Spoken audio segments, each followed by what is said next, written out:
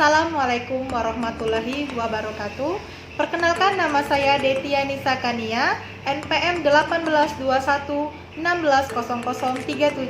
Di sini saya akan menjelaskan salah satu program kerja KKN di Universitas Muhammadiyah Bengkulu, yaitu etika batuk atau bersin yang benar. Langkah-langkah seperti berikut. Yang pertama, tutup hidung dan mulut saat batuk atau bersin menggunakan tisu seperti ini. Kemudian kita menggunakan lengan baju bagian dalam seperti ini. Hal ini agar virus tidak menular dan menyebar ke orang lain. Yang kedua, buanglah tisu yang telah digunakan ke tempat sampah. Dan yang ketiga, cuci tangan yang bersih menggunakan sabun dan air serta bahan pencuci tangan yang berbasis alkohol. Yang keempat, selalu menggunakan masker.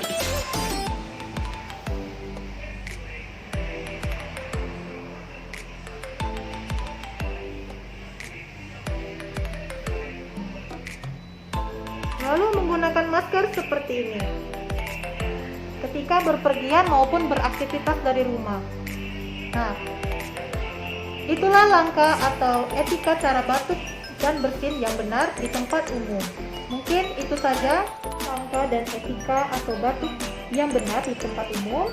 Semoga bermanfaat untuk kita semua. Wassalamualaikum warahmatullahi wabarakatuh.